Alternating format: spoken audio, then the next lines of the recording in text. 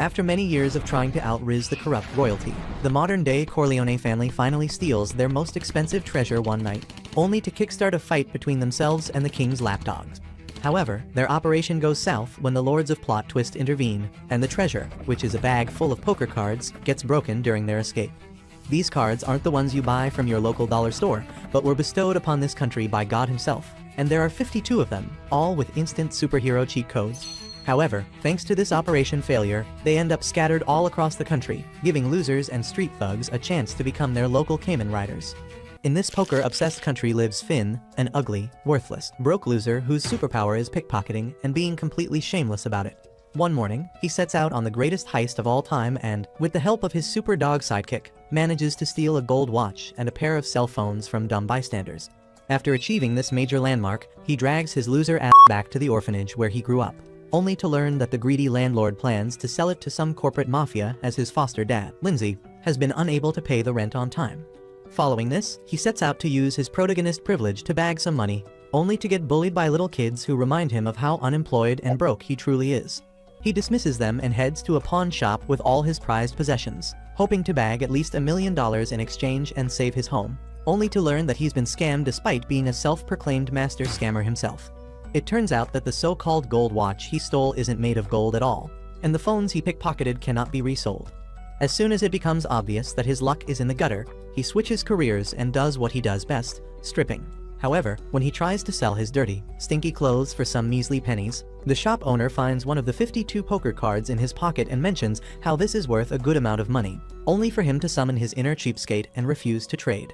Following this, the owner makes it clear he has no interest in his broke ass and kicks his worthless existence out of his shop.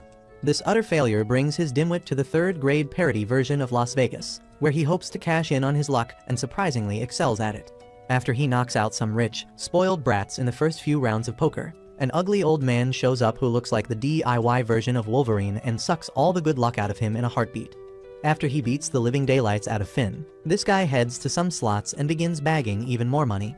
Finn follows right after, hoping to show him who's a bigger boss, at least at scamming, only to become a laughingstock himself. After realizing he can't win against this lord of good luck, he tries to partner up, but the stinky old man turns him down. Hearing this, Finn realizes his only shot at saving his orphanage is to steal from this guy, but his dumbass ends up bumping against some losers and turns him into an overnight sensation at the casino. Following his big win, the old geezer attracts the attention of the casino's manager, who sways him with the promise of their top-tier princess treatment, only to bring him to a rundown storeroom. There, he tries to search him for his cheating tricks, particularly his sus hand gloves, which the manager assumes are behind his consecutive wins. However, as soon as the Wolverine knockoff clasps his hands together, his good luck cheat code activates again, and those who try to search him get yeeted out the window. Just as this makes the manager wonder if he's high on some pill, his bodyguard pulls the biggest plot twist of all time, a card very similar to the one that Finn has, and puts on his Gucci gloves too, making the manager wonder why he's turning his interrogation into a fashion show. This question costs him an arm as it turns into marbles upon one touch from the imposter. Meanwhile, another guy in a flashy Walmart suit sprints to the scene as the sus guy shows the Wolverine knockoff how good he is with his tongue and threatens him about how he'll turn his wife and kid into a marble masterpiece if he doesn't hand him the card he's using to spike up his luck. With his life and meatballs at stake, he quickly undoes his magic and turns the gloves back into his card, making the imposter fantasize about his next promotion. However, the flashy guy shows up just then and rains on his parade with a shot from his gun, explaining how he needs a promotion too. The imposter dodges the attack and turns the flashy guy's gun into a slingshot game, only to get brain damage from his next kick. As this new guy pulls out a card and puts on his dollar store gloves too, Finn wonders when poker became so violent.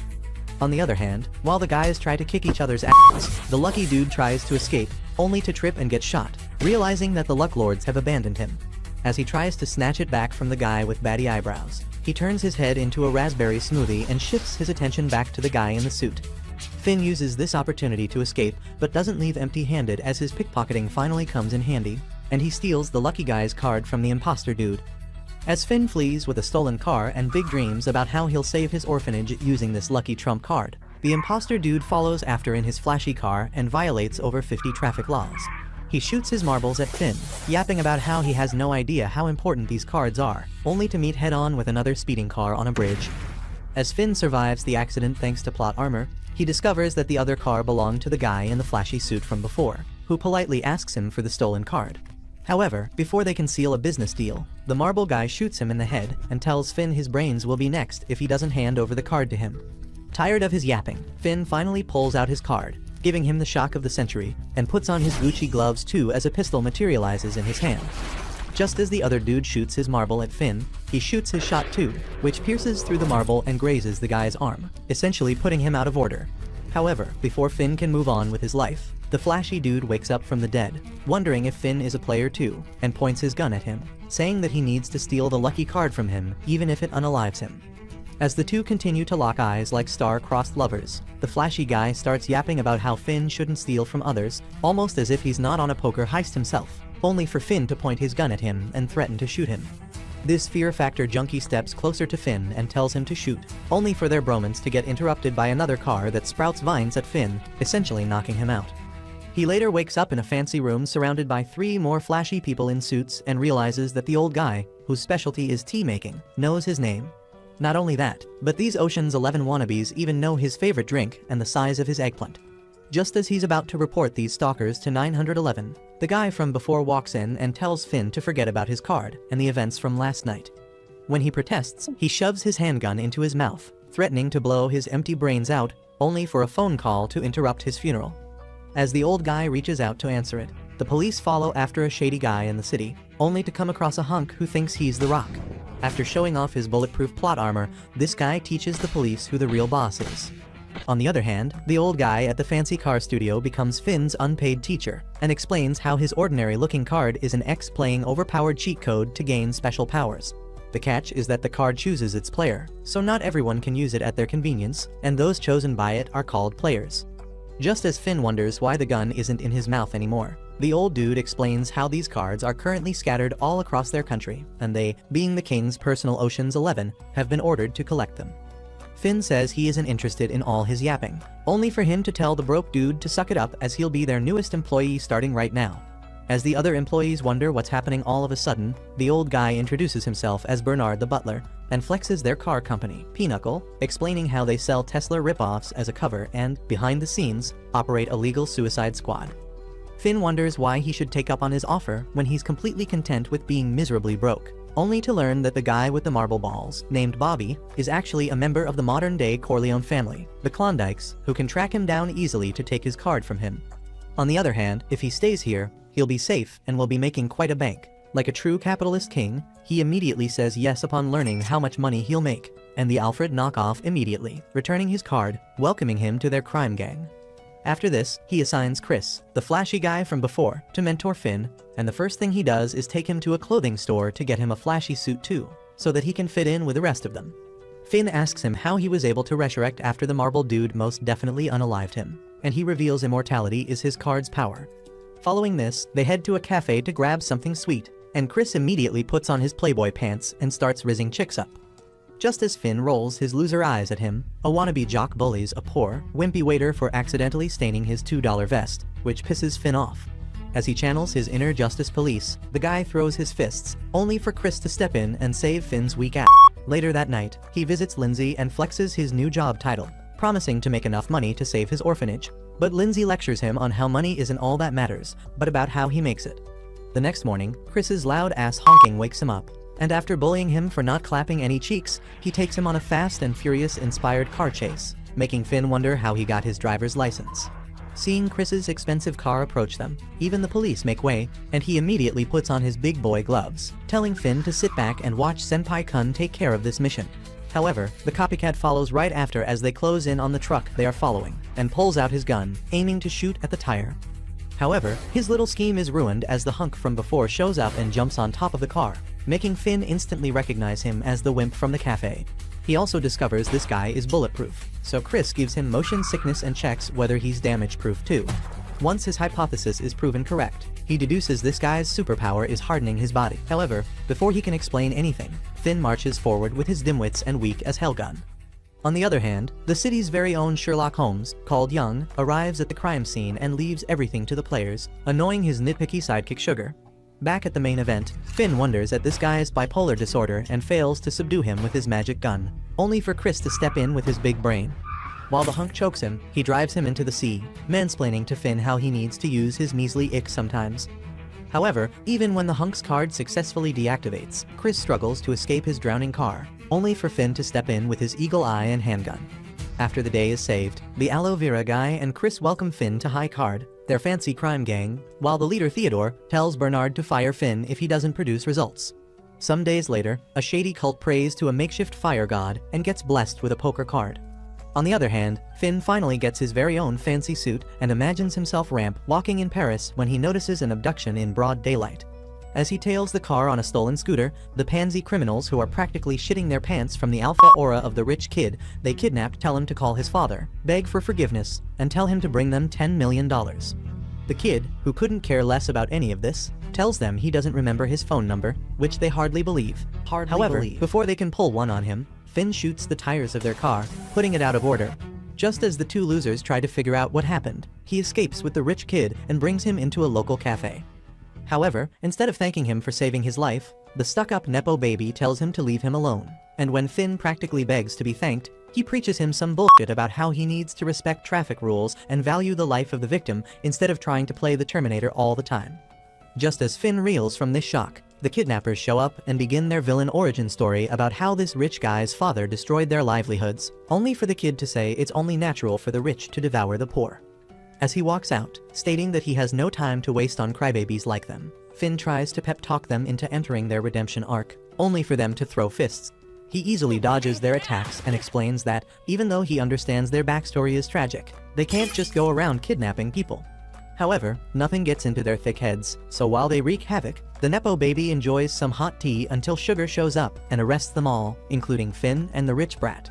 In the interrogation room at the station, Finn once again tries to pull his talk no jutsu on the rich kid, only to trigger his daddy issues and make him leave.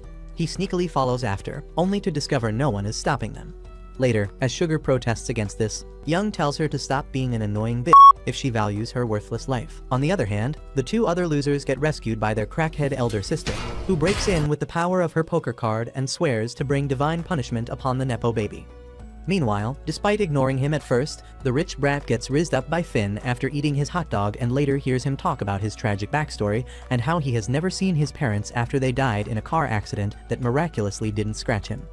This promotes them to best friend status, and as they later take the subway home together, the psychotic bitch from before shows up with her weak-ass lackeys and starts barbecuing the entire train in hopes of getting the trust fund baby's father on the phone. Initially, he insists that he doesn't know his number, but after seeing Finn suffering under the heat, he agrees to their terms. As the crackhead trio takes them to their secret hideout and gets immersed into their weird satanic rituals, Finn pulls out the keys he previously stole and frees their hands from the handcuffs. Just then, the weaklings approach Finn, and after revealing how they'll make minced meat out of the rich brat, they start to wonder who this broke-looking guy next to him is. Finn isn't too pleased to hear this, and in the fit of an overreaction, pulls out his card and drops some heavy artillery on them. Just as he tells the Nepo baby to run outside, he tells him to be mindful of the situation, only for Finn to go off on his own. The psycho bitch survives the attack and goes after him. Finn, on the other hand, upon realizing his bullets are too weak to counter her, hides behind some barrels while she tries her best to barbecue his dumb ass. Eventually, he gets overpowered, and just as he's about to meet God, Chris's antique car crashes in to save him, much to Finn's surprise. Chris is just as surprised to see him there, and it turns out that he's here for the rich brat whose name is Leo. He asks him how much money he brought, only to learn it's $1 million. Upon hearing this, the broke thieves remind them they asked for 10. However, before they can get their hands on the money, Leo grins and pulls out his card, making Finn's jaw drop. He then kicks the money into the air, and just as the losers try to bag it, he turns it into a heavy, overpowered cannon and one-shots them into oblivion. Later, as he picks up the psycho bitch's card, her tin god statue Kun begins to crumble over Leo, only for Finn to play his knight in shining armor and save him. As thanks, he slaps a band-aid on his face, claiming that he didn't need his help, leaving Finn glad either way. Later, his jaw drops for the umpteenth time that day when he discovers that Leo, despite being a total shrimp, is the manager of their pinnacle branch and the son of their leader, Theodore. Just as he reels from this shock, Leo turns both him and Chris into his lapdogs and lectures Finn on how he should never play the reckless hero again. A few days later, Wendy, one of the other players at High Card, dreams about her father and his god-tier aura as he wielded his katana and recalls how whenever she picked up his card, she felt as if something was consuming her. She also dreams about how he always told her if she wanted to inherit his card, she'd need to lead the life of a lonely geek, a reminder that wakes her up. As soon as she's up, she realizes she's running late and gets a daily reminder of how fucked up her life really is, given her trashy house and her borderline alcoholism. As she quickly heads out, one thing after the other keeps reminding her why death is better than living, and she ends up missing the bus. As she barely makes it to the showroom, Chris's cries of horror greet her as Finn finally lands a big shot as his first customer, something that the senpai-kun has a hard time digesting, given his weak metabolism. He tries to hoard the credit and blames his top-tier Rizzler skills for it, only for Finn to remind him it only helps him clap baddies, not land clients. That night, as the group heads to a local pub to celebrate, Wendy has one drink after another, and Chris orders his usual extra sweet chocolate milkshake to fulfill his dream of getting diabetes. Just as he explains to Finn how letting Wendy draw her sword is considered the biggest taboo at Pinnacle, she gets drunk and begins to spout some bullshit about how pitiful her life is. Seeing this, the aloe vera guy VJ and Leo flee the scene, leaving her drunk ass to the idiot duo. She has the same dream the next day, but this time, she tells herself she isn't her father. This single affirmation helps her evade all the plot twists that morning. She manages to get to work on time, only to learn that Chris is out on a mission today and Finn is test driving with his soon-to-be sugar daddy, which is why she'll be staying back at the showroom, and VJ will be heading out to help Chris in case of an emergency. Just as she curses her bad luck, the telephone rings, and she gasps upon hearing Chris's voice as he puts it on the speaker while he talks to the robbers during a bank heist, posing as a civilian.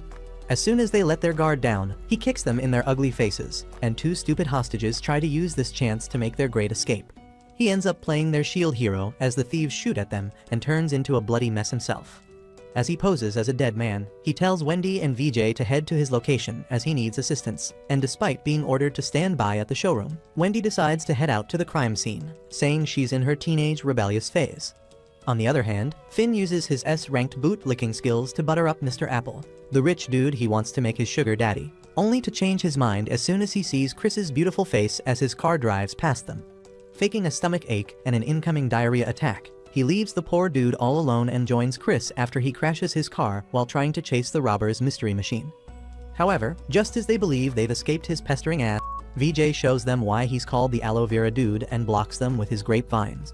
They pull the reverse gear to outsmart him, only for Wendy to show up like a boss and finally activate her overpowered card. With her sheathed katana, she beats 3 out of the 4 helmet dudes within a heartbeat, and even as the last one threatens her with a hostage situation, she puts him out of order with a flying sword shuriken, only to discover that she's messed up big time. As the aloe vera dude bleeds out, it turns out that the hostage is the real villain, who happens to be a card user with the ability to use shadow clone jutsu. This Naruto junkie introduces himself as John Doe and sprouts yet another loser like himself before all of them attack Wendy at once.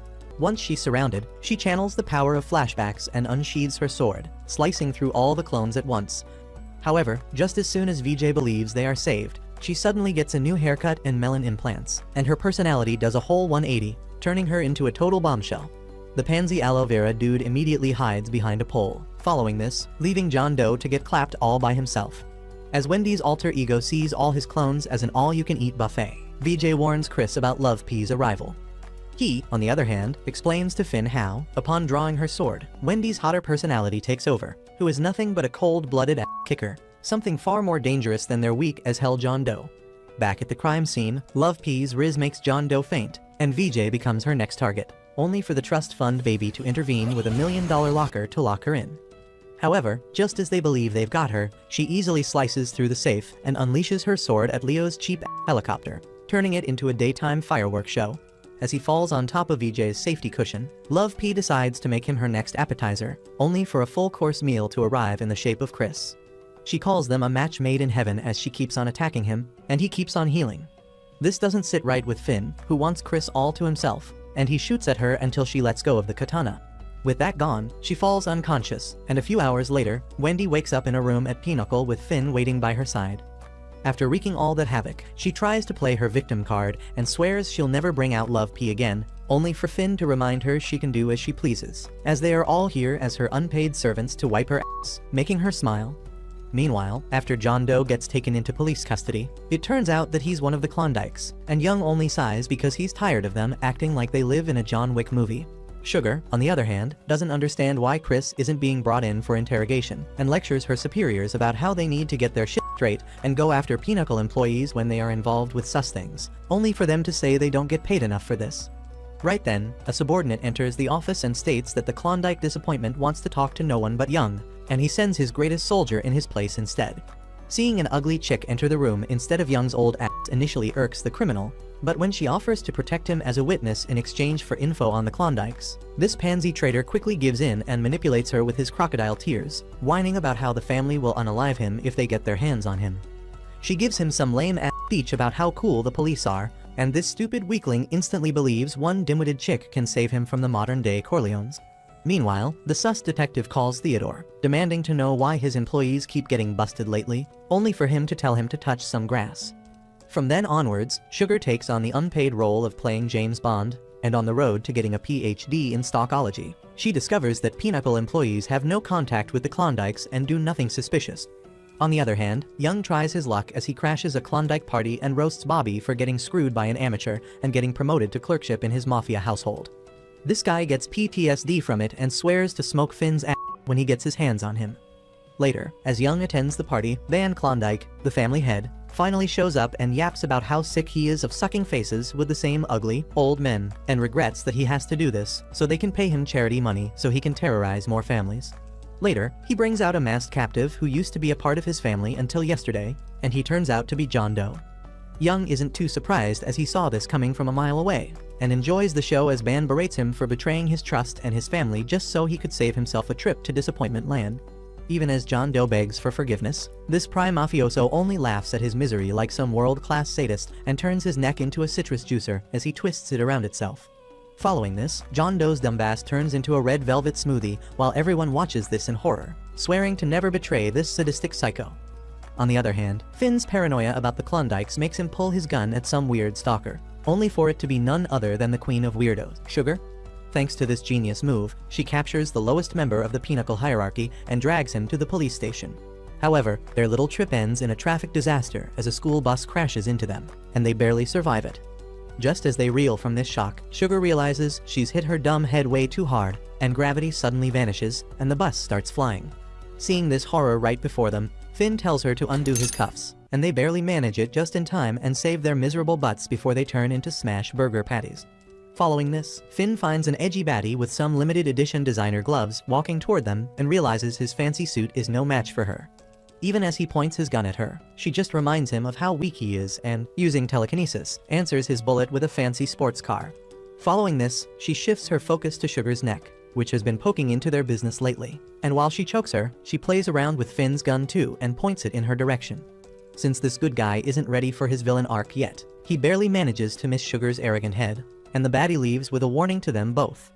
Back at the Klondike household, Young meets up with Ban and his sidekick, Tilt, and asks him about what's happening in the country following their attack on the royal palace 1 month ago.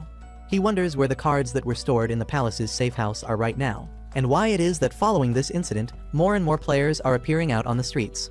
Ban only smiles and tells him to quit treating him like his personal BBC News, and leaves after telling him they aren't really friends anymore. On the other hand, Sugar finally realizes what she's getting herself into and wets her pants from the emo baddie's lingering aura. Finn tells her it's best if she minds her own business from now on, but she insists she's a nerd who can't sleep unless she solves this mystery. Unimpressed, he pulls an Uno reverse on her as he cuffs her hand to the car and leaves after telling her to cool her head. The next day, as Young picks her up and takes her back to the station, this annoying bitch still continues to go on and on about how she wants to treat this mystery like BuzzFeed Unsolved and only quits yapping when he tells her how John Doe, her could-have-been trump card, was found dead last night. As this finally gives her the reality check she needs, the Klondike family gathers together and Tilt announces that they had to get rid of John Doe for the sake of the family. A few days later, some random yapper unveils the history of the Foreland country, which was founded after 4 different tribal lands were merged into one after a group of weird creatures attacked the lands and their people. Since these weaklings couldn't fend them off, they called upon the lords of cheat codes, and one such god, Lala, answered their prayers. This guy returned with a shrimp and, under his rule, created 13 supernatural poker cards for each of the tribes and as such, gathered a counter-gang of 52 knights. However, these guys couldn't win against the aliens even with the power of plot armor, and the shrimpy kid was forced to use the power of all 52 cards to finally win the battle. Expectedly, he became the first king of Foreland and the muse of many Shakespeare wannabes in modern culture. Although most normies don't believe in these cards, this random yapper reveals that in today's grand auction, they'd be putting out one such card for the bidding game, and expectedly, one of the chief guests turns out to be the poker fiend, Leo. His greatest rival in this quest turns out to be a James Charles ripoff with hair extensions called King, who is half internet celebrity and half human abomination.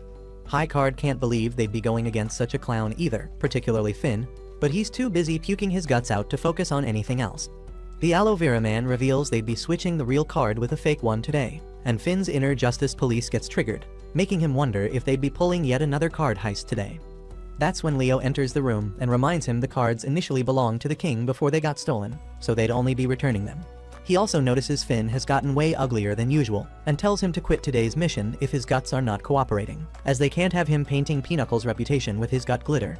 Just as Finn protests against it, Chris stands up for him, too, and Leo fails to fight against his Giga Chad Riz, allowing Finn to go on with the initial plan. As their plan is put into action, Finn manages to steal the keys from a guard despite his ongoing puke saga and tosses them to VJ. He takes them to Wendy, who channels her inner damsel in distress to attract the attention of one of the cruise ship's employees and rizzes him up to get into the room with her. While she gets herself into an R18 situation, VJ's tentacles get his hands on this guy's security card, which Chris uses to charm his way into the vault with the poker card.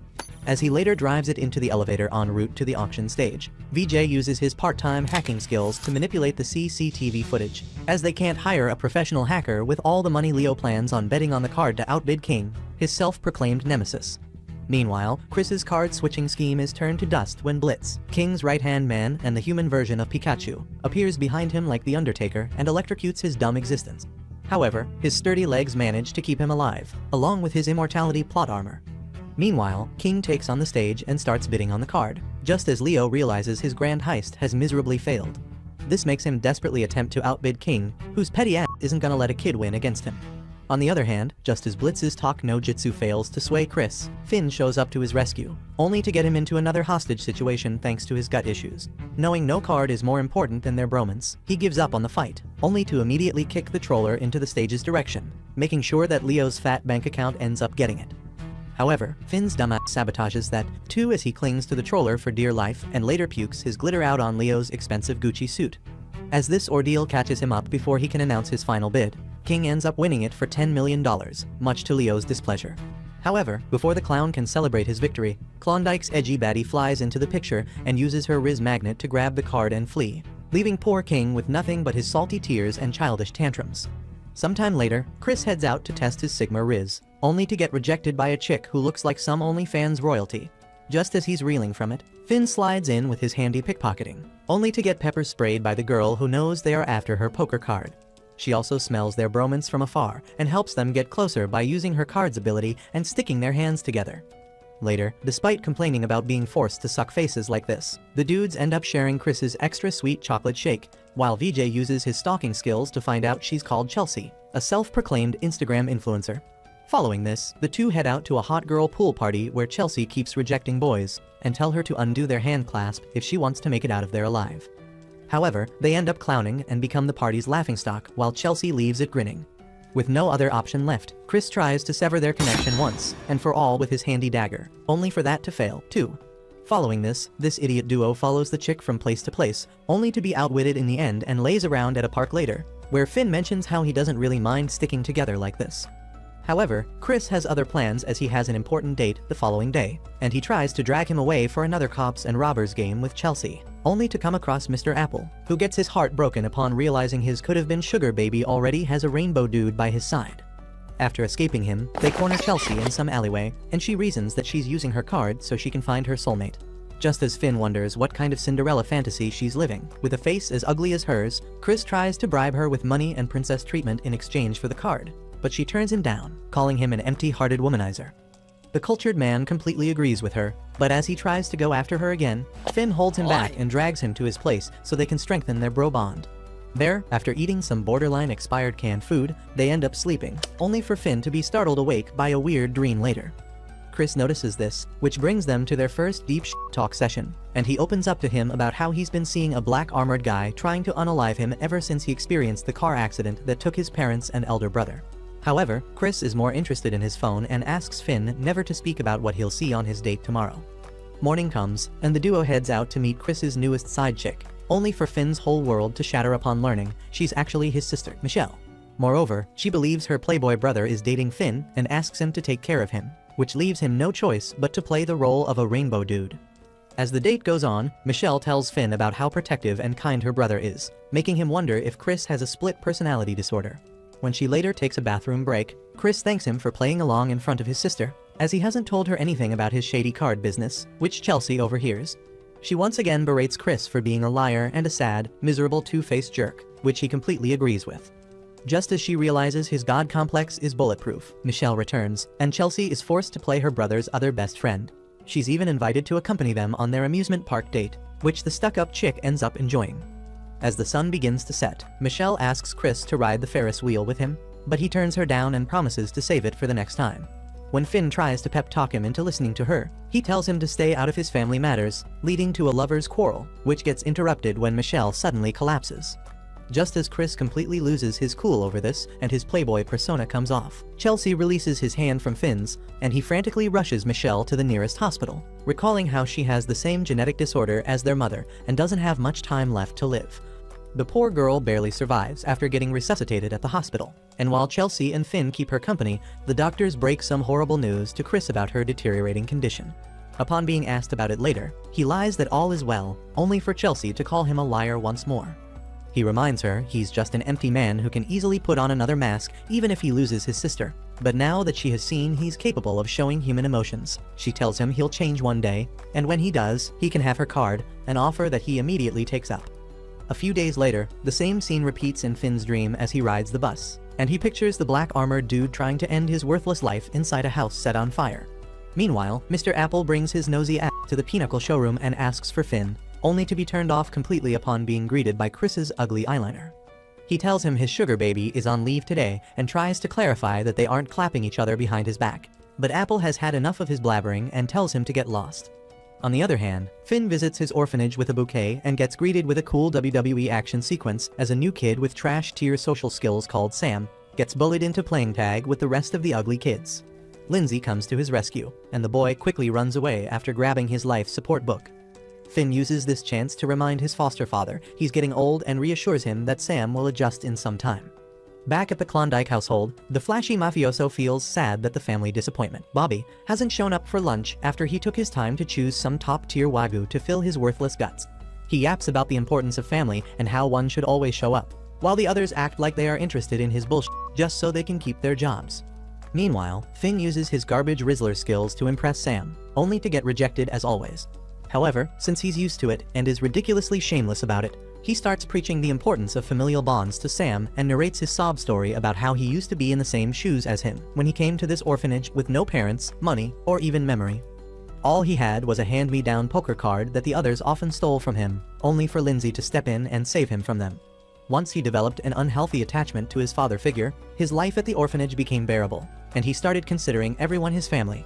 When this tragic backstory doesn't inspire the stuck-up kid, Finn shows him his greatest treasure, a secret hiding spot, which surprisingly wins him over. Later, as everyone celebrates Lindsay's birthday with third-grade gifts and crappy paintings, Finn tries to win him over with a designer apron, only for the good guy to take him to the kitchen and tell him to quit coming here to visit now that he has graduated. As this shatters Finn's poor heart to pieces, Bobby shows up to shit on his mood even further with that nasty grin and ugly-ass suit. Lindsay's dumbass assumes he's Finn's colleague and almost gets turned into a human marble disaster, only for Finn to intervene with his dollar store gun. As the party almost turns into a funeral, Finn tells Lindsay to take the kids away while he deals with Bobby and his temper tantrum. He questions why he's here, only for Bobby to explain he's just petty as hell and won't leave him alone until he's done being salty about losing to an amateur. He also whines about how his little asshole cost him the better seat at their family dining table and turned him into the butt of the joke. With this, he throws yet another emo tantrum and sets fire to the room, grinning like somebody who should be in a mental asylum. Finn uses this chance to kick some sense into his thick head, only to realize this guy isn't just a nutcase but also a bloodsucker. As he hides behind a table with his pansy ass, the deleted files from his memory begin to flash back in, and the house from his nightmares suddenly stands before him, only for Sam to distract him when he runs down the hallway. The crackhead notices this, too, and shoots his balls at him in an attempt to violate even more civil rights, only for Finn to protect him and escape to his room. Once Sam grabs his emotional support book, they head to the rooftop together, but Bobby appears before them once again in all his psychotic glory. Finn helps Sam get off the roof before he turns to the attention seeker and tells him how Lindsay always taught him to beat the crap out of lowlifes like him. The clout chaser only grins and shoots Finn with his balls, only to get punched in the face right where his audacity lies. Still, being a sour loser who is too desperate to lick Ban's boots up close, he pulls out 2 cards with the number 3 and plays an X hand. Since Finn is still a noob, he has no idea what type of bullshit power move this is. Bobby, on the other hand, becomes the honored one with his brand new 6 eyes and shoots him with his new and improved metallic balls. As Finn falls flat on his sorry ass, the fire shooting behind this maniac triggers his PTSD and he blindly shoots at the slime god, only to discover that he's bulletproof now. In a fit of his power high, the alienoid Bobby grabs Finn by the neck and drags him down through the roof, bitching about how he's going to wipe him from existence with this fire, exactly like his parents. This brings in a wave of flashbacks, and Finn falls down on his knees when his dumb brain fails to keep up. However, right before Bobby can finish him off, plot armor kicks in as a hot chick shoots at him from a faraway building, and the crackhead of the Klondikes meets his end. A few days later, the city ends up in chaos after consecutive terrorist bombings. As Chris gets swept into it, along with the rest of his suicide squad, he whines about how this wasn't part of his job description. Just as Leo gaslights him into believing that it is as long as poker is involved, he comes across 2 top dogs from the Mafia gang, both of whom are card users. The giant hunk uses his steroid-amped muscles and the card's cheat code to shake the ground from beneath Chris's feet, which is how they make their escape. At the same time, the edgy baddie of the family sneaks into the car with the first prince and makes a strawberry milkshake out of him. As this news makes waves across the city, it goes under lockdown, and Sugar once again takes it upon herself to pester the old and tired young and make him feel like shit for keeping quiet. Meanwhile, High Card's JoJo-inspired boss, Theodore, visits the prince's funeral to pay his respects to the king, who tells him to get the cards under control before they fall into even greedier hands. Just as he leaves, Ban slips in to rub salt onto his wounds and claims that cards are meant to be played, whether to show off one's power or control. Pissed off at his audacity, Theodore immediately asks his sidekick to assemble his little minion group. While all this is happening, Finn rots in his bed, still recovering from Lindsay's birthday surprise from days ago, and Chris waits for Michelle to get better. Just as he leaves her room, Bernard calls him up to their headquarters and explains how Theodore's latest orders for them are to retrieve all the known cards. He turns VJ and Wendy into a 2-man squad and sends them to one city while Leo, being the one-man army that he is sent to another all alone. Chris is assigned to leave with Finn, making him wonder how so when he hasn't shown his face in weeks. Right then, Bernard updates his job description to Finn's babysitter and lectures him on how he should take care of him as they are buddies. Meanwhile, just as Finn drowns in yet another mental breakdown, it gets interrupted by Chris, who tells him his job is calling for him.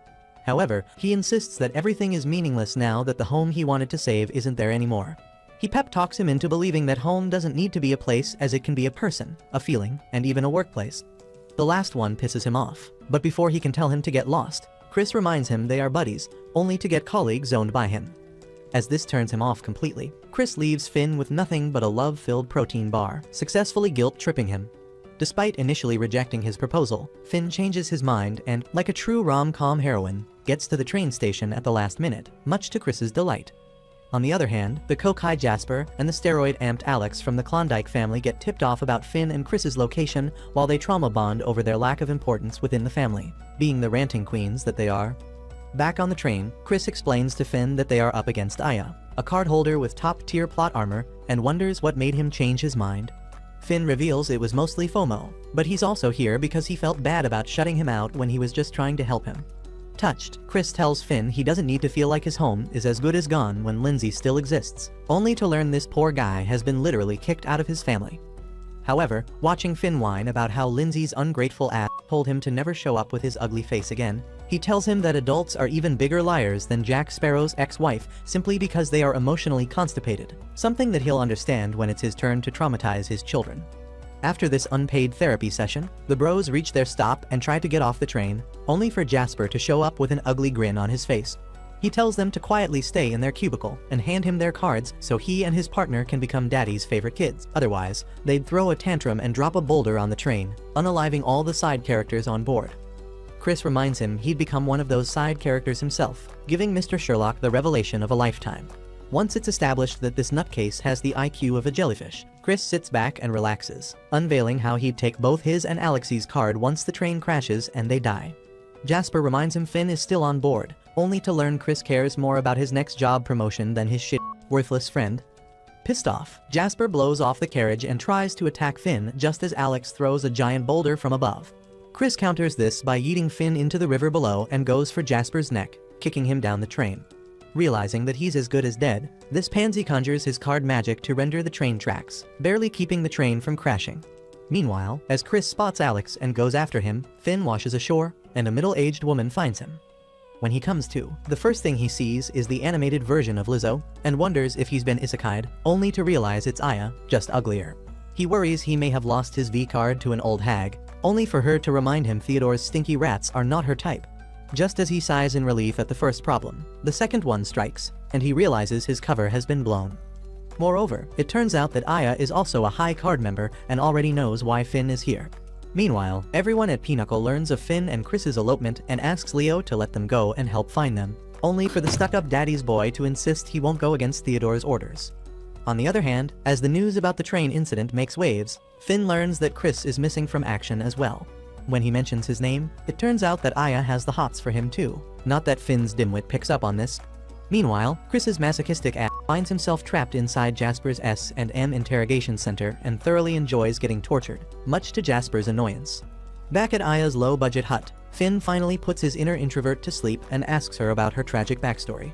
It begins with when she was still hot enough to catwalk the Victoria's Secret show and was high from the adrenaline rush she got from unaliving foes until one of her buddies met the same fate.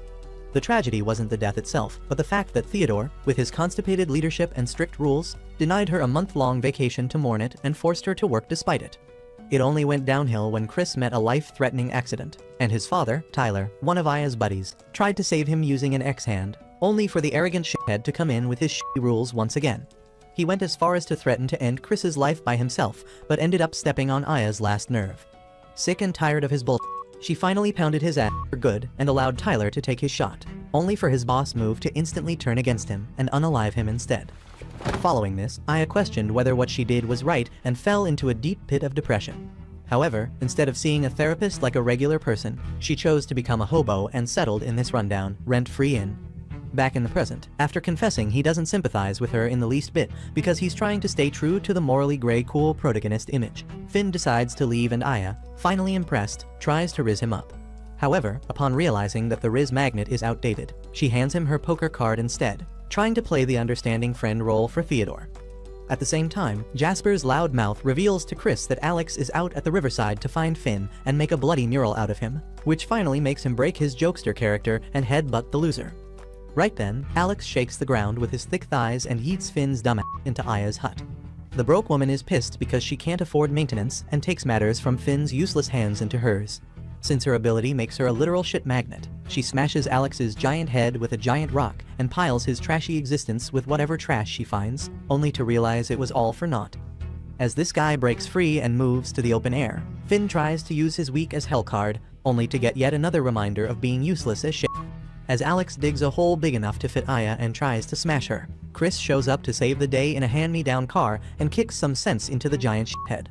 Aya finishes the job to impress Chris too and, after handing her card back to Finn, asks whether this is her late friend's son.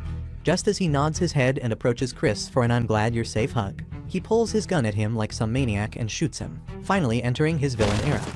As Chris's past unfolds, it turns out that he's the real alpha who just wants to save his sister's life in exchange for himself. It all started when, after a long day of having fun with his family, he woke up in a hospital room with his father's dead body lying right next to him. It left him with so much trauma that his personality did a complete 180, turning him into Johnny Bravo. However, just having Riz and bitches isn't enough to treat his PTSD, so he's taken it upon himself to play Michelle's doctor too. As he drives down this path of villainhood, Finn wakes up and finds himself in the Pinnacle showroom, finding it hard to digest that he just got dumped in the worst possible way. To make matters worse, Leo barges in right then, asking about Chris's plans and whereabouts, afraid that his daddy might disown him if he figures one of his men took off with his precious cards. Realizing that Finn is just as clueless as he is, the kid finally backs away and reveals that Chris has been kicked out of their crime gang. As always, Finn tries to beg him to change his mind, but to no use.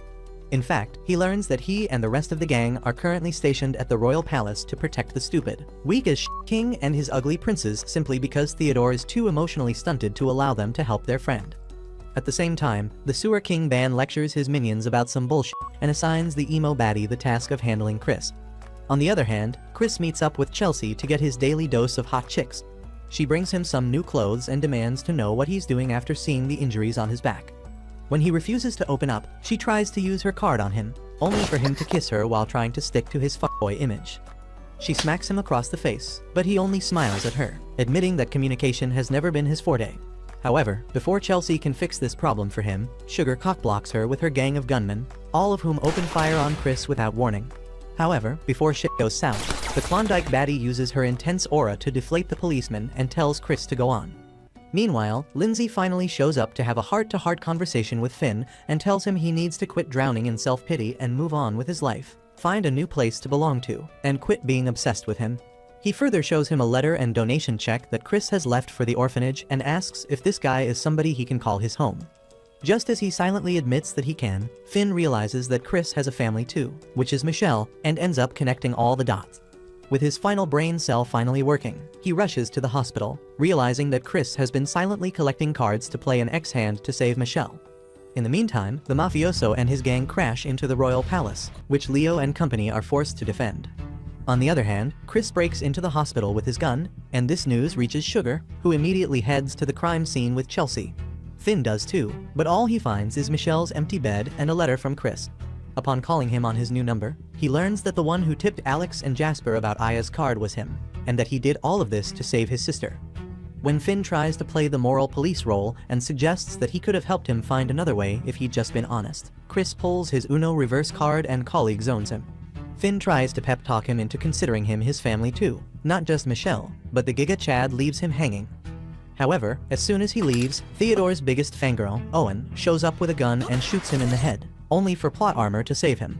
Just as Chris drives away, this guy takes his frustration out on Finn and fires him from his job. At the same time, even as VJ and Wendy are getting their sorry asses busted at the palace by Band's minions, and Leo himself is as good as smoked, he refuses to tell his daddy to clean up his shit himself or let them help Chris.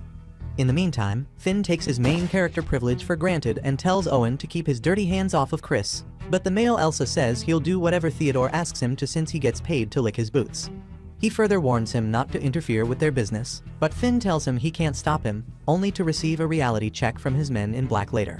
Later, as these guys are disposing of him for good, Sugar walks in like his life savior and uses her police card to scare the shit out of those big hunks.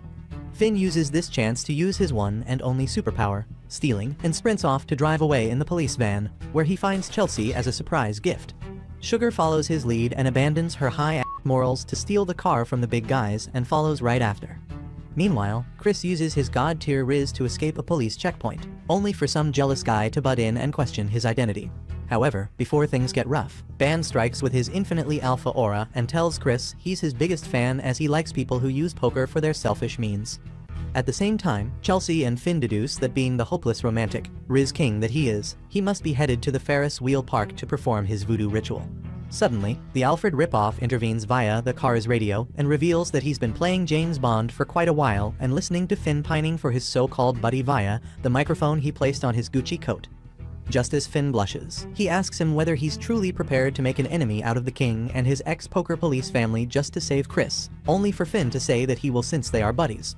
This love confession gets rudely interrupted by the Klondike emo chick who barbecues Finn's car, but it doesn't matter because it's stolen. However, before things get too out of hand, Chelsea drags him to the other side of the bridge at the cost of her juicy thigh, while the baddie's single watches them from afar. Just as Chelsea tells Finn to leave her behind and go after the dumb loser, Bernard informs Leo of Finn's current stupid plan, and he begs his stuck-up father to let him go after Chris too, only for the constipated to force him to stick to his beloved rules. This lack of empathy finally triggers Leo's long-dead rebel, and he uses the power of friendship to summon some missiles to fire at the enemy, wiping them out in one sweep move. He then barges into the VIP room where his wimpy daddy is hiding with the loser king and princes, only to discover he's been scammed big time, as the room is empty. Thanks to this betrayal of a lifetime, he tells VJ and Wendy they'd go after Chris now that they've wiped up all of the royalty shit. Meanwhile, just as the Rizzler boy reaches the self-unaliving themed park, Finn's road to Chris is interrupted by the emo baddie once again. However, just before she makes a Julian cut out of his loser existence, Love P strikes with her hot, fan service cannons and starts wetting her pants from the thought of having a taste of some emo-flavored blood and bones. Just as the two baddies begin to kick each other's ass, Sugar tries to join the party, but the emo chick tells her she doesn't have enough Riz to join them. Just then, Young arrives with his top-tier baddie Riz and shoots Love P in the head right after she slices through the Corleone mistress and tells the amateur how it's done. As she instantly joins his one-man fan club, Finn drives with Bernard to the theme park, only for Chris to activate the X-hand many minutes before he can get there. As soon as Finn wishes he could fly, Leo shows up with his entire inheritance money and creates extravagant gold boulders for him to drive up to Chris quicker, only to embarrass himself as his bank account runs flat broke right in the middle. Meanwhile, Chris slowly starts turning into a zombie. Bernard channels his hidden bat and hands Finn his card before driving him mid-air. Finn, who has forgotten he isn't a bird with wings, makes Newton roll in his grave by defying gravity and stays mid-air for enough time to yap about how weak and worthless he is, and yet, he'd be making the final move in their Stop Chris's bullshit mission. He then shoots straight into his X-hand bubble and knocks one card out of the 4 Chris was using, undoing his witchcraft with his magic bullet. Surprisingly. However, Michelle is still miraculously saved, and while Chris's weak ass faints, Finn and company celebrate while he hangs from VJ's grapevines. Days later, when Chris wakes up, he learns that both he and Michelle have survived, only to almost get a heart attack later upon learning that his punishment for going against their self-proclaimed godfather is to become Finn's junior at Pinochle, which hurts his fragile male ego. Meanwhile, despite escaping Love P's fatal attack, the emo Klondike baddie gets stabbed by the Dark Knight from Finn's nightmares in a sewer somewhere. Days later, once Chris is all patched up, the new and improved Justice League cosplays Maverick and goes after another rogue card user who can fly. Finn claims he doesn't need any cheat code to do so as he can pull it off with his third-rate Batman costume alone, which Chris disagrees with. Still, the squad jumps off of the plane almost as if they are all tired of living, and Finn flashes his toy gun to condemn the wannabe Superman to hell. A few days later, after Finn has enjoyed his favorite wiener sandwich, Chris picks him up for their date and uses his Nepo card to enter the Capitol. There, the squad watches the Raspberry Shake Prince's funeral live on TV, while Chris complains about how much his back hurts from carrying the weight of all his Riz. At the same time, Theodore, with his favorite chick Owen, visits the constipated king, who reminds him they need to steal back all the cards by January so he can finally sever the connection between them and their chosen users. Being the king of bootlicking, he nods his head and promises to complete this mission. As soon as he leaves, his biggest fan tries to talk to him, only for Owen to intervene and tell him to get lost since shit like him can't speak with his self-proclaimed majesty. Leo reminds him they are talking about his father, but Owen tells him he has too many daddy issues to even call him his daddy anymore. Since that's the one cold hard truth poor Leo can't argue against, he hands him the briefcase full of poker cards and leaves just as the 2 remaining princes walk past them, silently competing for the ugliest character design contest. Meanwhile, as Young and his annoying little chick raid the Klondike mansion, they get lured into a spicy trap that barbecues Young as he tries to protect her worthless ass. At the same time, Finn visits Lindsay at the construction site for the new orphanage and learns that his sugar daddy, Mr. Apple, has bought the land for him.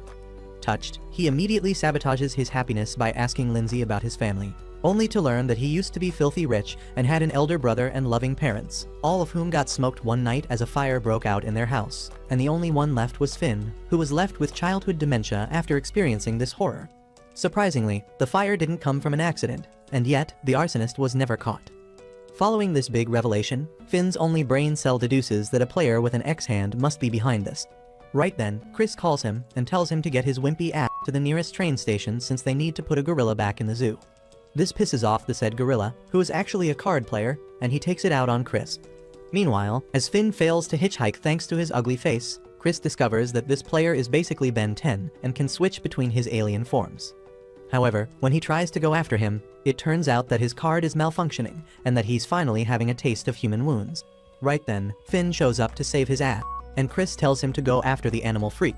He immediately acts upon his orders, only to find that the wannabe Ben 10 has already been skewered by none other than the Darth Vader from his nightmares. As Finn trembles from his past traumas, the knight in shining armor swallows the ex-gorilla's card and turns his attention to his worthless existence, only for Chris to get there in time and save his funeral money. Realizing they'd be cooked if they stayed here, the wimps run away. As soon as they do so, Tilt and his side chick arrive and tell the Darth Vader to go back to his own franchise. That night, as Chris discovers that neither Leo nor the aloe vera guy knows anything about this new character, the mafioso travels with his favorite emo minion and tells him the world is about to change for the better. A few days later, a girl loses her chance to get isekai'd by Truck Kun thanks to a local guy who thinks he's Mr. Incredible. Meanwhile, Chris meets up with Michelle, and while she excitedly names all the places she wants to visit soon, he watches her with awestruck eyes. She notices this too and thanks him for the selfless sacrifice he made for her, without knowing how much this act of selflessness has cost him. Later, he tells Finn their next target is the lost Weasley sibling who became Mr. Incredible after Hogwarts rejected him. However, he notices that Finn's mind is still on the Black Knight and asks him about it, making him wonder how he could tell. He feeds him some friends can read each other's minds bullshit right before they get on the plane. Meanwhile, Sugar's stinky ass obsesses over the one who bombed them at the Klondike Mansion, Iris, and discovers that this person is already dead. With this, she swears to become vengeance itself and uncover this mystery. On the other hand, Finn and Chris land in the capital for their honeymoon, and Chris mansplains the history of their country and how one boy used the power of all 52 cards to defend it against invaders and became the first king. Right then, they find a chick being picked up on by some ugly, disgusting dude, and Finn and Chris end up quarreling over who'd clap her first instead of helping, only for Mr. Incredible to rescue her and turn the idiot into a mummy. Chris is pissed to see that someone outrises him so much and tries to tell him he knows his little cheat trick, only for him to confuse both Chris and his sidekick for fans and leave after shaking their hands. Meanwhile, the crackhead Elsa tries to impress Theodore with the Red Labyrinth, a product of his cards ability where he keeps the cards, and the two gaslight themselves into believing they are collecting all of them like Pokémons for the sake of world peace.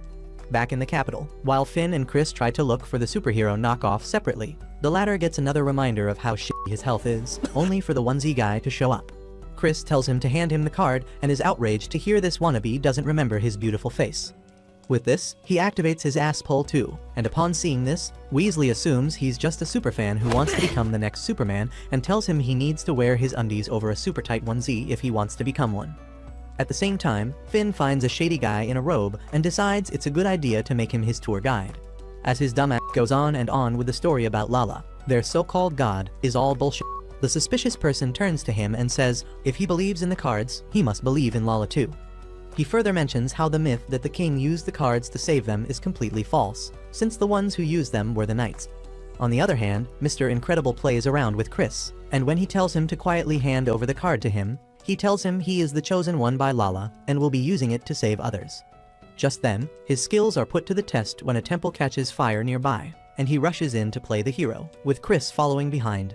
Meanwhile, the guy in the robe tells Finn the knights swore a blood oath to stay loyal to the king and, in exchange, receive the power of the cards, something that was changed in the fairy tale version, which makes him wonder why. However, right before he unveils the entire plot twist, this guy vanishes, and Finn ends up meeting with the rest of the gang. They all learn about the fire and rush to the cathedral, while Chris helps the onesie guy over there. However, just when he thinks his job is done, the ground splits open, making him realize he needs to cut down on his sugary milkshakes. Finn rushes in to help him immediately and finds him all bloody and gory, almost on the verge of death. Moreover, the gang also discovers his wounds aren't healing anymore, and Finn has no choice but to beg the superhero to help his best friend. As soon as he rushes him to the hospital, High Card shows their true traitor colors, and BJ uses his vines to capture him. On the other hand, Tilt and his side chick discuss how the Dark Knight has calmed down after being fed more cards, while Finn realizes that Chris's card is malfunctioning because of the X-Hand. He later wakes up in a hospital, and the poker gang discovers that he's suspiciously showing the same symptoms as his sister, which makes them wonder how so, even though he has the immortality card. With his secret out, Chris dumps Finn once again and hands him his card, while the poor loser asks him whether he'll come back once he's all better. Later, Leo gets summoned by his daddy dear, and even though Finn demands to come along, knowing full well that this loser will only get Chris fired, the Nepo baby tells him to leave this to his leader. However, Finn knows better than that and follows after him in Chris's car, which he steals with the help of Bernard. Meanwhile, Theodore's personal princess tries to thrash Chris for using the X-Hand, which pisses Leo off, and he finally turns to his father, asking him whether he thinks it's wrong to save the one you love too. This stuck-up bastard says that, except for the rules he created, everything else is worthless, and tells Leo to fire Chris if he doesn't want to lose his pocket money. Leo agrees to this, but states that he isn't doing this to please his constipated ass anymore, but only because he thinks it's best for Chris. He also goes on to yap about how he doesn't understand the concept of love, which shows in how he treats his son. Meanwhile, Finn arrives at the Pinnacle Turf and tries to rizz up the receptionist into letting him see the president without an appointment, but she tells him she'd rather get clapped by a running train than his ugly ass. Right then, Zenon walks in with all his edgy Giga Chad aura, and instead of yapping like Finn, he gets right down to business and unveils that he's a Klondike top dog. With this, he uses his $2 nail acrylics to wreak havoc, which Finn barely survives. After activating his third-grade machine gun, he follows after him, only to realize he will need to take the stairs.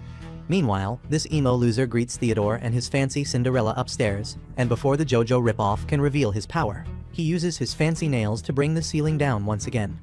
Despite Leo getting crushed under the rubble, Theodore helps out Owen first to win the Father of the Year award. He then asks him to lead him to the cards they've collected so far, as it's no longer safe with the enemy lurking around so close by and his life being at stake. This idiot leads him to the Red Labyrinth, only to realize he's been tricked by Xenon, who, on top of being a big, fat shithead, is a pro-con member. On the other hand, as Finn finally makes it to the top floor, he finds Leo there, and the two end up fighting over whether they are being pressed down with rubble or burned with fire. Right then, VJ arrives, who has realized that Xenon's ability is hallucinations via sound manipulation, and he bursts their bubble, only to make them look like absolute idiots. At the same time, as soon as Theodore breaks free from the spell, he gets kidnapped by the Godfather. On the other hand, just as VJ is about to tell Wendy's dumbass about Xenon's ability, the emo bastard pops up and shows her a zombie apocalypse, making her unsheath her sword. This guy had planned on using the picture of her dead comrades to emotionally manipulate her. However, as Love P takes over, she gladly slices through those corpses and simps after Xenon's fresh and juicy emo meat. This loser barely saves his sorry ass via the rooftop, only to find the rest of the Justice League up there. However, just as they deliver a speech about how they'll smoke his loser cheeks, Love P shows up and starts smoking them one by one instead. Xenon tries to escape in his chopper while this happens, only for the Queen of Sadism to chop its propeller. As this emo prince realizes just how fucked he is, Love P slices through his hand-me-down hat and tells him his style is a little too shitty for an aspiring TikTok model. After this, she continues to carve up the entire building and Xenon barely saves himself from it. Eventually, Bernard shows up and Princess catches Finn, after which he unveils his card, which gives him an uninspiring shield. Just as Finn becomes his biggest fan in the world, Love P grits her teeth and attacks him, only for him to knock her out. On the downside, this whole ordeal gets caught by a TV news chopper and broadcast live. Following this, High Card gets disbanded, and with Theodore still as Ban's captive, everyone else focuses more on their private lives, including Finn, who spends his days with his sugar daddy at the construction site of the orphanage. Later, since he has nothing better to do than to rot by himself, just like you single losers, he heads to the Pinochle showroom, where Bernard makes him a cup of tea. However, their evening calm is instantly ruined when King's rainbow ass shows up in all its glory. Meanwhile, Sugar, who is also rotting away all by herself, gets startled by Young's sudden appearance and later asks him about a picture she found with him, Theodore, and Ban. Just as this reminds him of his old gangster days, King claims that he and the JoJo Prince were an item back in the day, but Bernard disagrees. He states that even though King always considered them eternal rivals, to Theodore, he was nothing more than a clingy fanboy, which went on with Theodore ignoring the hell out of him and King following him around like a lost puppy until Ban Klondike walked into Theodore's life. They met at a party hosted by Ban's politician father, where he was trying to rizz up a girl so he could rise up in his list of favorites. However, the girl wasn't impressed by his fuckboy aura and turned him down, only to embarrass him in front of Theodore. He tried to play it cool by bragging about his father's name and how he was the next in line to avail all the greedy moneymongers and bootlickers, only for the bona fide Sigma to tell him he and his bullshit didn't interest him in the least. Just then, a blast got their attention, and as soon as Theodore barged into the crime scene, he found a masked man holding a woman hostage. However, he activated his magic eyes to see through his plans and realized he was a card user. Just as he told him to hand his card over to him, a young arrived and sabotaged his plan. This user, whose ability was camouflaging, immediately hid, and Theodore had to use his magic eyes to save Young's stupid ass. He then told him to shoot where he said so, and like a good dog, he immediately followed, successfully cornering the thief. With no cards left to play, the idiot pointed his gun at the hostage woman and threatened to shoot her. But Theodore could care less about one ugly chick and told the policeman to shoot, only for Ban to show up. He used his ground warping ability to finally capture the thief, only for Theodore to demand he return his card to him instead of thanking him. Ban claimed it was his card to use as he pleased, which went against his rules, ones that the mafioso could care less about. Right then, Bernard showed up and suggested that Ban join their little crime-fighting gang instead and helped collect these cards instead, an offer he immediately took up. Following this, these two became partners in crime and drinking buddies, and Young joined them later too, after striking an information-exchanging deal, completing their Powerpuff trio. Meanwhile, King just watched them from afar like a pick-me fangirl. Back in the present, Ban brings Theodore to the same place where they fell apart and reminds him of how his eyes, which seemed to see through everything, couldn't see through his despair. On the other hand, as soon as King leaves the showroom after being awarded the most rejected side chick honor, Finn is reminded of his own best friend, Chris, and heads straight to the hospital. He then uses his talk no jutsu on him once more, reminding him how he'll always be waiting for him to return to the Pinnacle showroom, and leaves him his card and some seeds to sow in the orphanage garden. Meanwhile, the star-crossed best friends talk under the moonlight about how the cards stolen from the Red Labyrinth are in the custody of San Galgono, the one who might be able to slay the Joker. Theodore is stunned to know that Ban is aware of this secret, and he grins, revealing that he's also aware that the king had planned on using the Joker card to slay the connection between the poker cards and its players on the coronation day, which is why he'll do the opposite and slay the Joker instead. After hearing all his far-fetched bullshit, the JoJo ripoff finally asks the gangster what his ultimate goal is, only to hear that he just wants to use his card as freely as possible after being denied the right to do so on the day of their breakup. While all of this is going on with Theodore, his try-hard son finally gets a taste of a boring, mediocre life, which still involves him attending an Auron high school ripoff. There, he tries his best to ignore the meat riders who only want to suck up to him because of his connections and money and avoids stalkers who photograph him for clout. The only one he sometimes talks to is the infirmary nurse, and he spends the rest of his time cursing his powerlessness and Theodore's kidnapping.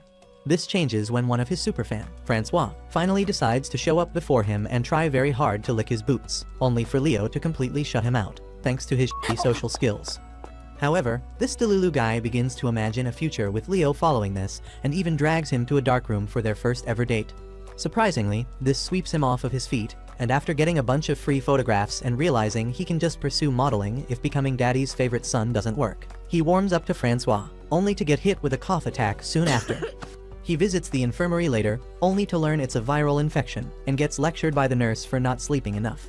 However, being the tough jock that he is, he ignores his free therapy and doesn't reveal that he's been having nightmares that keep him awake. As his condition continues to worsen, one evening, he comes across some wannabe baddies who are bullying Francois for being a poor scholarship student. However, as soon as Leo shows them his rich boy aura, these wimps leave the poor guy alone. Following this, he finally opens his heart to Francois, and the two become best buddies, until one day, Leo dies. However, like every plot armor-clad hero, the power of flashbacks resurrects him, and he finds that Francois took care of him when he was out. Seeing this, he channels his inner rom-com heroine with trust issues and asks why he's going to such lengths for him, only to learn it's because Francois believes both of them are lonely because of their daddy issues. Though it pisses him off a bit, he stays quiet as his ex-stalker promises to stay with him forever, no matter what. Over the following few days, Leo's condition worsens, and some clout chaser warns him about Francois and his intentions, revealing that he's been asking around about him lately. This triggers Leo's PTSD, so the next time he sees this poor guy, he throws a tantrum and breaks his camera, damaging his already broke bank account. He then accuses him of being a player who's after his card or a pick-me bootlicker who's after his money. After this, he dumps him and leaves the room, reminding himself that with his non-existent Riz, he'll never be able to clap somebody loyal. He later freezes in the cold, thinking about that one time during his childhood when he walked with his father, talking about poker, his favorite topic, only to be left behind by his deadbeat ass when he fell. It hurts him because all he's ever wanted was to be a good son to him, something he couldn't do, even after trying his whole life. Just as his remaining life leaves this poor boy, the infirmary nurse shows up and reveals that he's been a Klondike player sent to unalive him all along. This holy mother of plot twists reveals that his ability sucks the life out of a target if he talks to them for 13 days straight. With only 5 minutes left of the 13th day, this loser bids the Nepo baby farewell, only for VJ to show up with his vegan tentacles and beat the crap out of him right before the clock hits 12.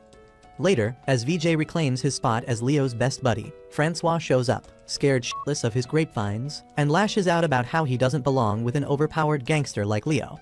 However, now that he has VJ, Leo could care less about his broke ugly ass, and sleeps tight against his shoulder. While VJ is babysitting this $1 million baby, Wendy goes through a midlife crisis as she blames herself for the fall of High Card and swears she'd never summon Love P ever again. However, since peace was never an option, Chelsea knocks at her door one morning with a chick she randomly adopted and seeks Wendy's help to keep her safe from the police, as she's a player too. Wendy hands her the car keys and refuses to leave her safe haven. But since Chelsea's ears work even less than her dumb brain, she packs up her stuff anyway and tells her to man up instead of crying like a weakling. Following this, they take a trip down the road with the kid in the back seat, only to be stopped at a police checkpoint. These losers recognize the girl from the most wanted criminal list, but before they can capture her, Chelsea fuels up their bromance, and the girl gang escapes in their getaway car. They later stop by at a burger joint, And while Chelsea leaves the Katana princess in charge of the payment, she argues that her jobless existence can't afford a chip right now. While this is happening, the girl goes to fetch some water, only to accidentally dump it on a short-tempered musclehead. This guy immediately throws a tantrum about how kids should be disciplined since his mom forgot to discipline his arrogant ass, and tries to hit the poor girl, only for Wendy to kick him in the nuts and teach him the lesson of a lifetime. However, this ordeal still reminds the girl of her abusive guardian, and she doesn't calm down until Chelsea tells her to always yell for help so that even if a weak as hell bitch like her can't help her, a macho such as Wendy can always show up. Meanwhile, Tilt infiltrates the royal palace to find the Joker card, along with all the cards in his possession, only for his outdated health insurance to bite him in the back. Just when he's at his weakest, Young shows up with his mini-minion army and captures him, only to realize it was his side chick all along. On the other hand, while the little girl sleeps at night, she's reminded of how her ability to take away the life of whoever she hates unalived her guardian after he abused her for the umpteenth time and feels guilty about it. Since Wendy also carries her fair share of guilt at the moment, she follows her when she goes out for some fresh air. They talk about how Wendy feels weak because she was cursed with a card so powerful that she can't control it, and the girl confides in her about how she unalived her guardian despite not wanting to, simply because she couldn't control her ability. After this free therapy session, the girlies promise to grow strong together while Chelsea eavesdrops on their entire conversation. The next morning, after enjoying a spontaneous shopping spree and a free feast out of Wendy's loaded pockets, the girls head to a gas station, only to get attacked by a modern-day Medusa from the Klondike family, who is unsurprisingly after Wendy's card. Initially, this bitch tries to play a gender-bent Shikamaru with her handy shadows and goes after the defenseless kid. When Wendy tries to play the superhero, thinking she can out-riz this baddie, her shadows swallow her whole. The little girl desperately tries to save her, but to no avail. However, when all else fails, she summons her inner demon, and after all that big-mouthed talk, Love P quickly saves her loser ass. Being the queen of destruction, she sets the entire place on fire, and the wannabe Medusa takes off her coat, hoping for fan service to save her from getting cooked. However, Love P gives zero shits about it and slices through her neck.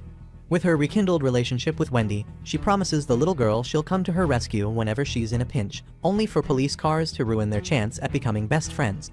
As Chelsea and the kid leave, Wendy stays behind to make sure Miss Medusa gets captured, only for Sugar to refuse to buy her bullshit and capture her as well. After pulling off this ultra-risky stunt, Sugar heads back to the super-secret military base where the police are collecting all the card players like Pokémons. Some fancy Cinderella guy brings her a pack of cigarettes from Young, while the man himself heads in to make a risky bargain with the Damsel King. On the other hand, High Card celebrates their reunion in such weird circumstances, and while the boys tease Wendy about the extra weight on her peaches and Leo about his non-existent love life, they miss Chris, who is still at the hospital. At the same time, Tilt and Xenon discuss Burst, the Pinkette side chick, and her dumb ass move on the King's beloved Joker card. As Tilt recalls that she only did it because he couldn't move a finger with his expiring health insurance and feels guilty about it, Xenon wonders what they'll feed San Galgono now that the cards have been stolen by the police. Back inside the makeshift prison, Leo reassures everyone that they'll be released as soon as the stupid police learn not to mess with the big boys. But Sugar, who has been eavesdropping like a nosy bitch, states that those days are long gone and the era of the police is starting. At the same time, Young tricks the king with an empty card holder and demands to learn the truth about the cards and the job of collecting them in exchange for the collection. This stunt wins him a private audience with the king, during which he reveals that there's a rat in the palace who leaked the info about the Joker card and its location to the Mafia gang.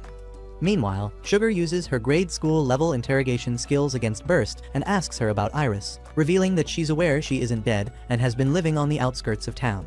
In fact, when she interrogated her, the girl revealed that she was threatened by a group of maniacs and had to surrender her card in exchange for her life. Sugar believes it was her and her sneaky little card that helps her become someone else and use their ability, but Burst stays quiet. Frustrated, Sugar's power-obsessed ass claims she'll get her to sing like a bird soon, only for her bad boys to ramp walk into their hideout just then and make a massacre out of all the guards that get in their way. Just as Xenon's expensive acrylics put everyone into their worst nightmares, Burst jumps out of her chair and teaches the arrogant bitch a lesson. With her cocky existence out of the picture, she finds all the stolen cards inside the cigarette pack Young sent her, while Bernard's once again proves why he's the hottest dilf in existence.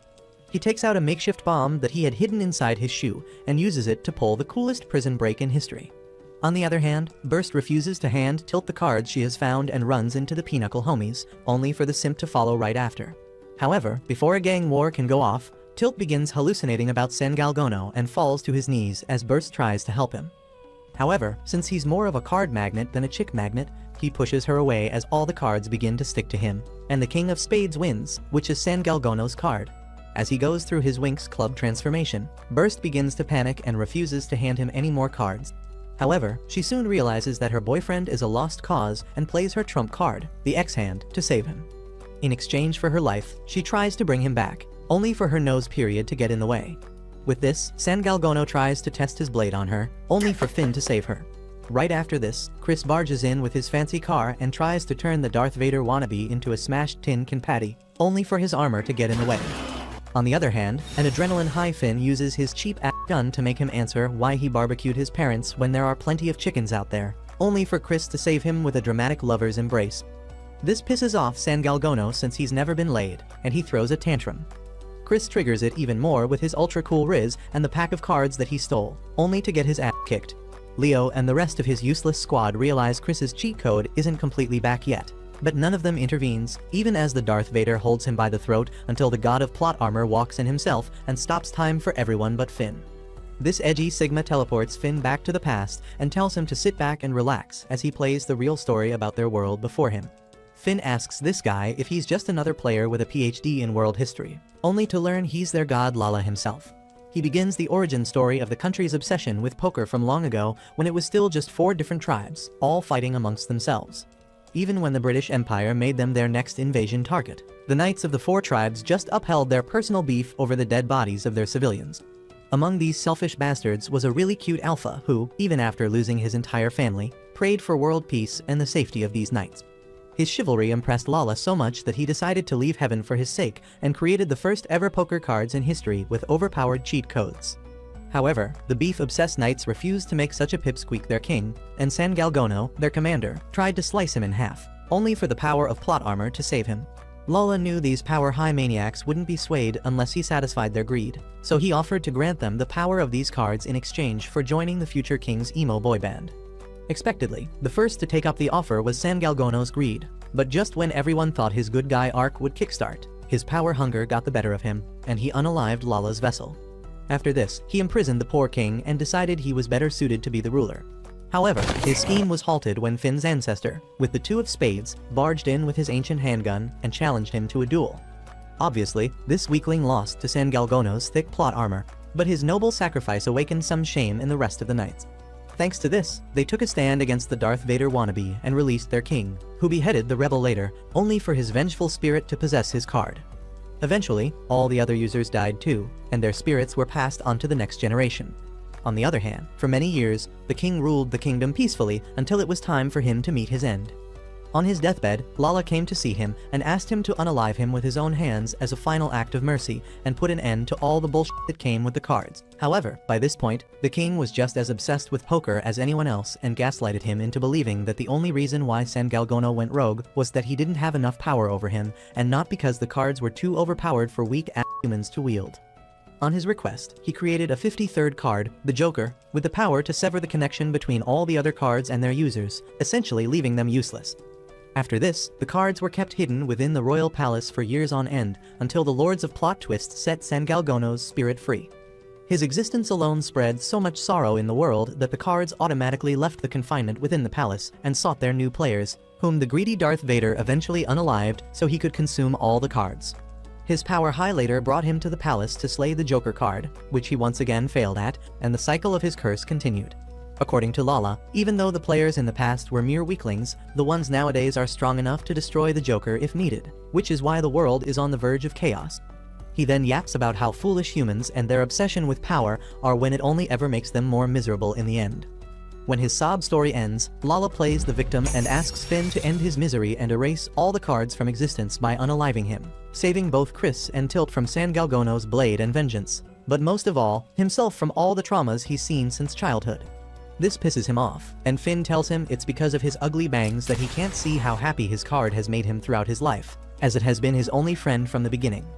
After shoving his wannabe god ball back into his body, he convinces Lala with his talk no jutsu that he'd save everyone from their misery with the power of love, and Lala only sighs, realizing that he's fallen prey to his protagonist aura too. Reverting to the present, Finn shoots a bullet at San Galgono's sword, triggering his PTSD from the past, and saves Chris. After landing a kick right in the knight's ugly face, he grabs Chris's hand, reminding the poor knight that he is and will always be a third wheel, and flees. However, even as the knight throws a tantrum over this, Xenon upholds his job of traumatizing people and tells Finn he should have recruited him on the night of the fire instead. When the poor boy tells him to elaborate, he only smirks, causing Finn to shoot his gun at him. This edgy shithead saves himself by taking Chris hostage and points his Wolverine claws at Finn, only for San Galgono to follow suit and slice his arm in two, essentially saving Finn. Just as everyone tries to understand this new development, Tilt undoes his San Galgono cosplay, and Owen shows up. Looking like a sleep-deprived maniac, he shoots Tilt and captures Xenon in his red labyrinth, proving that his Coke High era is something to reckon with. Once Tilt has been thrown into his detention dimension, he turns his attention to Burst and starts beating the shit out of her, blaming her and the Klondikes for stealing his Princess Theodore from him. However, right before he kicks her into his labyrinth too, Finn points his gun at him, saying that he won't let the cards cause anyone any misfortune ever again, as that is High Card's new mission. Just as everyone wonders when he got promoted to their leader, Chris smirks like a proud boyfriend and jumps right into the hellhole to save Burst. While VJ pulls him out, Wendy punches the little bitch in Owen, and Bernard collects the cards, suggesting that they should return home. Meanwhile, Xenon tortures Tilt while in confinement, and he gets flashbacks from the barbecue party at Finn's house. Later, as Chris provides fan service, Finn says he doesn't want revenge on the Black Knight as much as he wants to learn the truth about what happened, just so he can come a step closer to adulthood. Later, as Leo interrogates Burst and tells her to reveal everything she knows about the Klondikes in exchange for Tilt's life, Owen argues against letting him live since he's so obsessed with revenge he's turning into Sasakeith.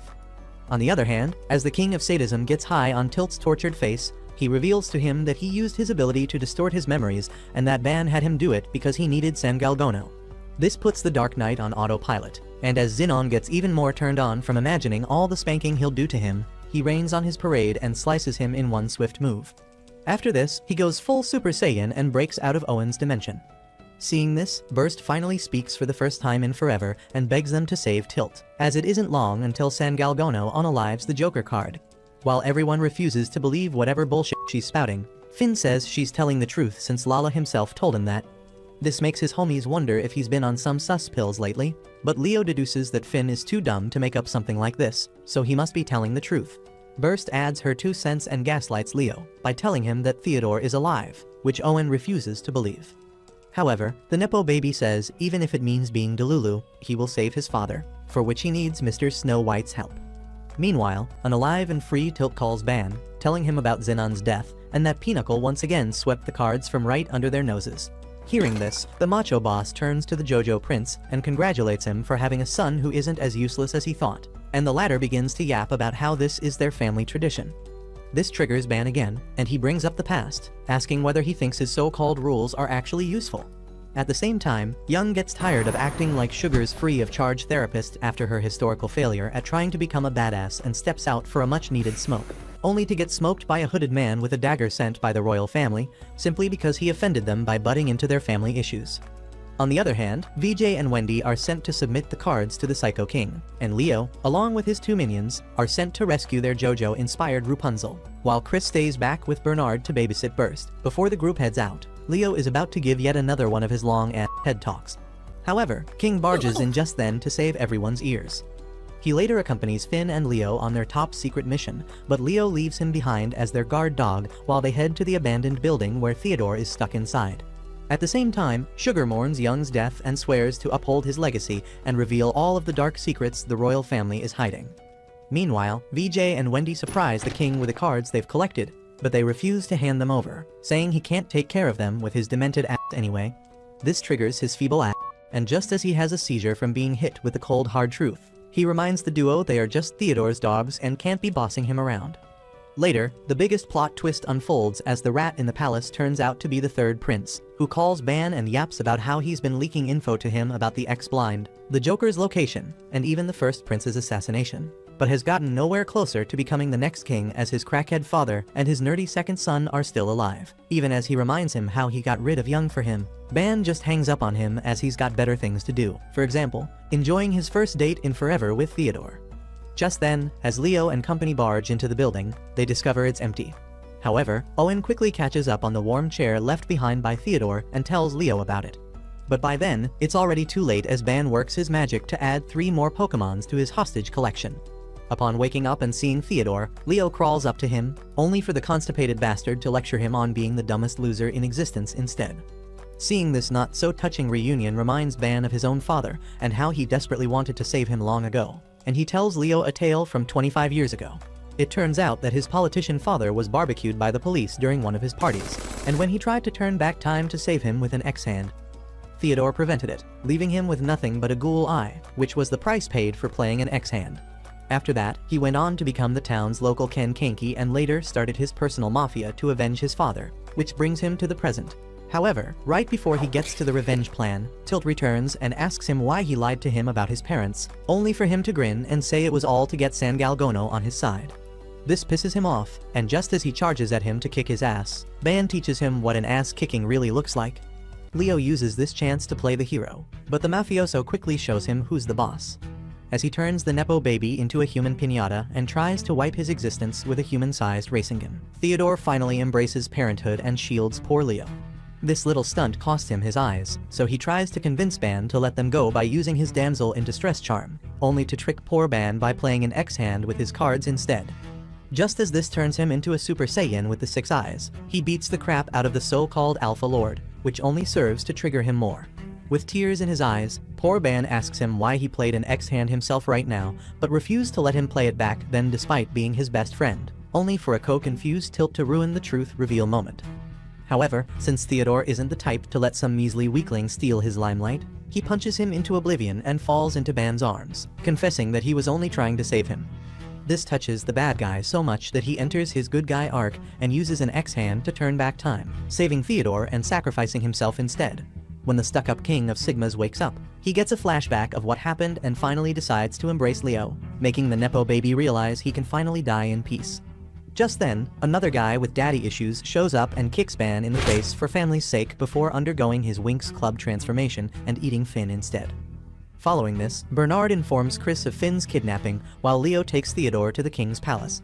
He tries to explain to the crazy old man that he should postpone the coronation, but his stuck-up ass refuses to change his mind. He even calls Theodore a traitor and Leo a scumbag who corrupted him, only for the JoJo prince to faint. Chris, on the other hand, heads out to rescue Finn from San Galgono with the help of Burst, despite Bernard's objection.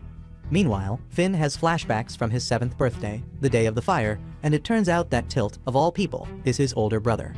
While he was still going through his edgy emo phase, he gifted Finn the 2 of Spades card, which matched his King of Spades, and congratulated him on his birthday. Finn, who was the chairman of Tilt's fan club, couldn't be happier, but their parents weren't going to let Finn catch his emo energy, so they dragged him away from him.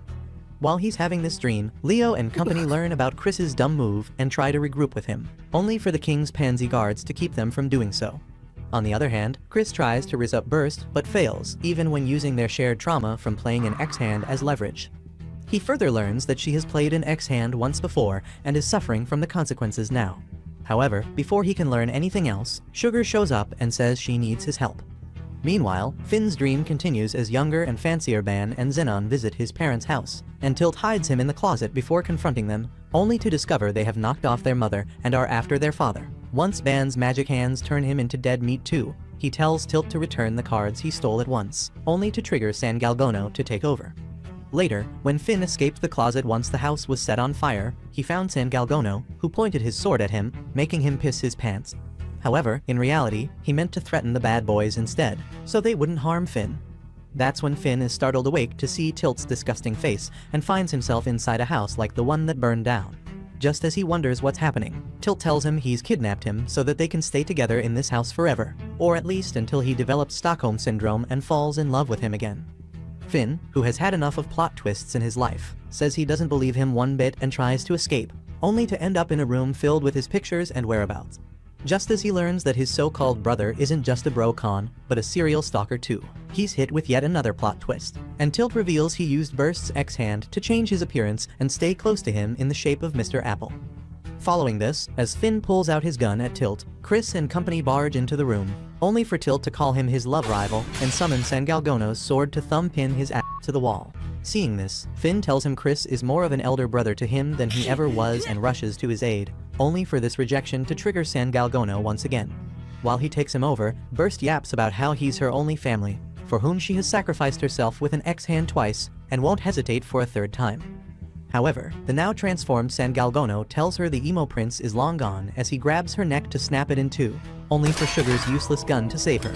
It reminds San Galgono that his real mission is to unalive the Joker, so he sprints out to do that instead of dealing with Finn's family drama.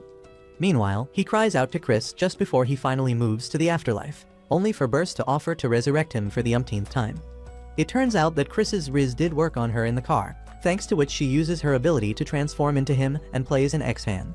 While Finn salivates from seeing two Chris's in the room, Burst loses her life, and Chris returns to life all new and improved. With this, the two go after San Galgono's ghost and swear to save the world with the power of bromance. Soon enough, the coronation of the new king makes waves, only to cause a public uproar. It turns out that the people who once worshipped their dear monarch are finally speaking up against this king culture simply because the recent CES events have caused them to doubt his intentions. Meanwhile, as the self-proclaimed Justice League gets ready for some action, San Galgono shows up at the palace and starts his barbecue plan, starting with the side characters on guard. Right then, Wendy shows up to stalk him while VJ deals with the protesters. Leo, on the other hand, yaps about their job description once again, which has been updated to saving people from the misfortune caused by the cards, not just stealing the poker game itself. Meanwhile, as Wendy's measly ass is getting busted by the Dark Knight, Finn shows up with his toy gun, which does close to no damage. Seeing that his buddy is in trouble, Chris takes over the ass-kicking and smashes the wannabe Darth Vader with his car before making a Riz-amped entrance. However, all his Riz turns to dust when the Dark Knight rises once again, along with Chris's $1 million car, which has been reduced to ashes.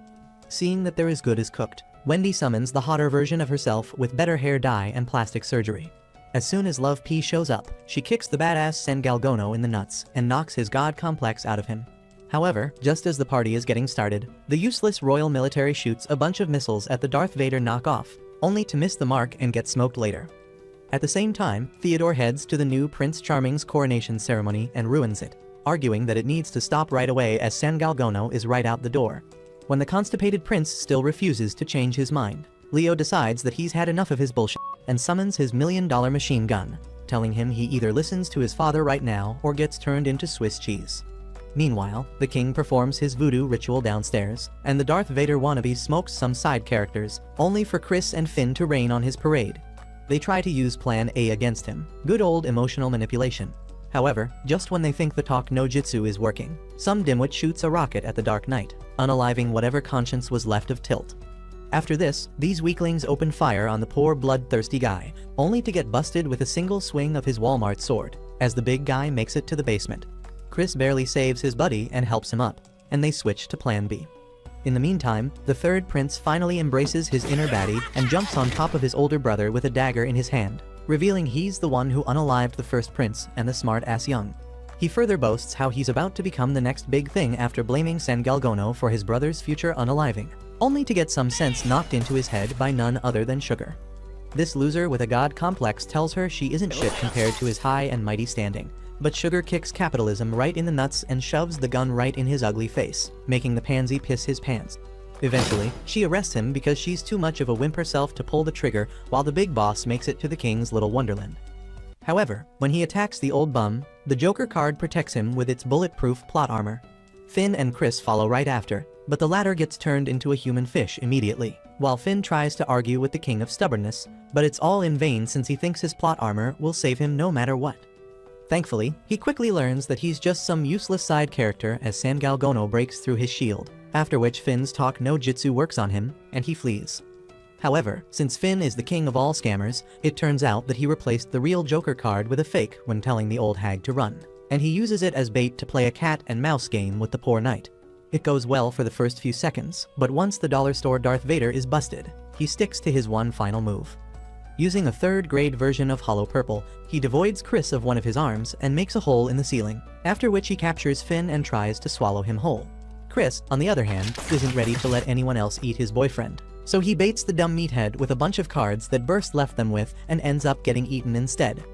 However, it turns out that this was Plan B all along, and Chris uses his skillful hands to pull the San Galgono card off of his sticky insides, stripping Tilt of his Halloween costume. Following this, Tilt turns into the king of fan service, which instantly makes him a simp magnet for San Galgono again. However, this transformation doesn't succeed as Finn shoots him in the head, after yapping about how he really wishes he could have saved his dear brother. This brings him to the land of flashbacks in which he tearfully bids Tilt goodbye as he's taken away by Lala. Later, Finn wakes up surrounded by his newfound family, and Chris pats his head, promising to be a good replacement. Right then, Finn realizes it's already his birthday, and as his birthday gift this year, Tilt left him his card. Following this chain of events, the royal family frames the Klondike Mafia for the raid on the palace, but it backfires as Sugar leaks the third prince's involvement with the ongoing chaos to the media. This threatens to bring an end to the Psycho King's rule, but Pinochle could care less about this as their job description has updated their role to the town's local Justice League instead of the king's personal shit cleaners. This brings us to the end of Finn's adventures as a professional cheek kisser. Thanks for sticking around until the end, you absolute legend. Comment nice bromance down below to let us know you enjoyed it. Like, subscribe, and click on the screen to watch some of our other exciting videos.